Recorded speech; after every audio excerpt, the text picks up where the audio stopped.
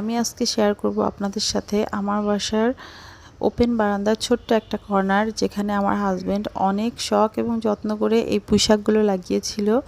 That means পুঁইশাক খাওয়ার পরে যে ডগাগুলো থাকে নিচে, ওই ডগাগুলো মাটিতে পুঁতে দিয়েছিল, আর সেখান থেকে এই শাকগুলো হয়েছে আলহামদুলিল্লাহ। তো আমি এবং আমার হাজব্যান্ড খুবই এক্সাইটেড ছিলাম যে এই গাছগুলো কতটুকু বড় হচ্ছে, কি পরিমাণ শাক হচ্ছে বা শাকগুলো কেমন হচ্ছে বা হচ্ছে কিনা।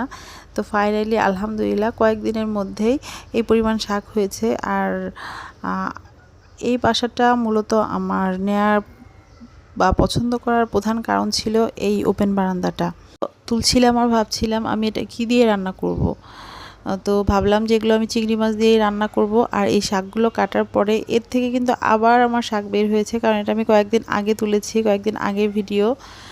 তো আমি আপনার সাথে শেয়ার করব নেক্সটে যে এই শাক থেকে আবার কি পরিমাণ শাক হলো। আর আরেকটা ঝুড়িতে আমার হাজব্যান্ড আবার এই শাকগুলো লাগিয়েছে। আর ইনশাল্লাহ একদিন আমার বাগানও আপনাদের সাথে শেয়ার করব। আসলে বাগান করলে কিন্তু মনে অন্যরকম একটা প্রশান্তি কাজ করে। ছাদে বাগান করা যায়, অনেক জায়গা আছে, বাট ছাদের বাগানটা একরকম, আর ঘরের সামনে ওপেন বারান্দা ঢাকার মধ্যে চিন্তা করা যায়। আর সেই বারান্দায় আপনি অলওয়েজ দেখতে পাচ্ছেন আপনার ফুল গাছ বা সবজি গাছ কিভাবে বাড়ছে, এটার আনন্দ কিন্তু ভিন্ন। তো যা হোক, ফাইনালি আমি কিন্তু আমার সবগুলো শাক তুলে নিয়েছি, আর এই কোয়ান্টিটি শাক হয়েছিল। তো চলেন রান্না করি এখন। তো রান্না করার জন্য আমি এখানে নিয়েছিলাম পেঁয়াজ কুচি, নিয়েছিলাম এখানে রসুন কুচি আর রসুন ছেঁচা আর একটু বেটে নিয়েছিলাম, আর নিয়েছি কিছু কাঁচামরিচ, আর এখানে নিয়েছি চিংড়ি মাছ। চিংড়ি মাছগুলো আমি দেন আমি রান্না করব।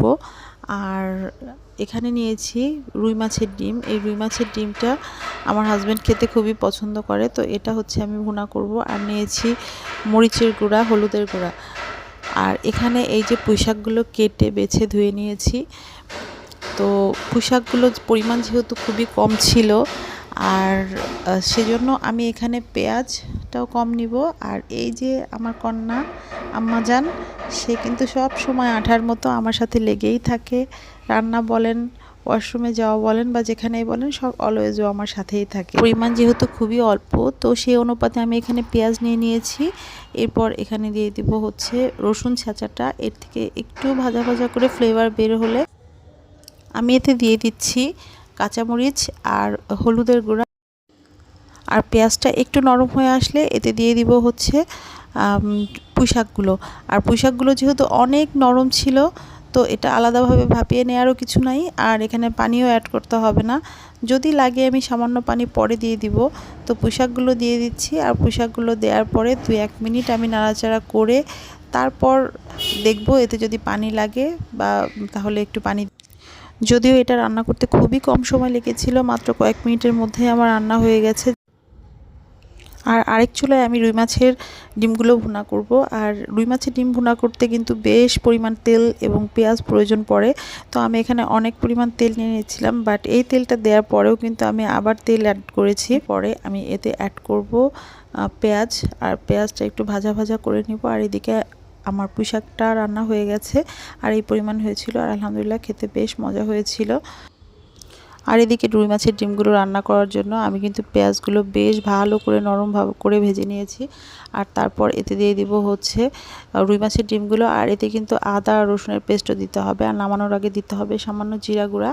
তো হলুদ মরিচের গুঁড়াটা আমি একটু পরে দিয়েছি, মরিচের গুঁড়াটা যাতে পুড়ে না যায়, কারণ আগে দিলে তেলের সাথে সরাসরি অনেক সময় মরিচগুলো পুড়ে যায়। তো নামানোর কিছুক্ষণ আগে কিন্তু সিদ্ধ হওয়ার যতটুকু টাইম লাগবে বা রান্না হতে, আমি একটা আলুও কুচি করে দিয়েছিলাম, আর এটা খেতে আলহামদুলিল্লাহ অনেক মজার ছিল। তো এই ছিল আজকে আমাদের রাতের ডিনার। তো সবাই ভালো থাকবেন, আল্লাহ হাফেজ।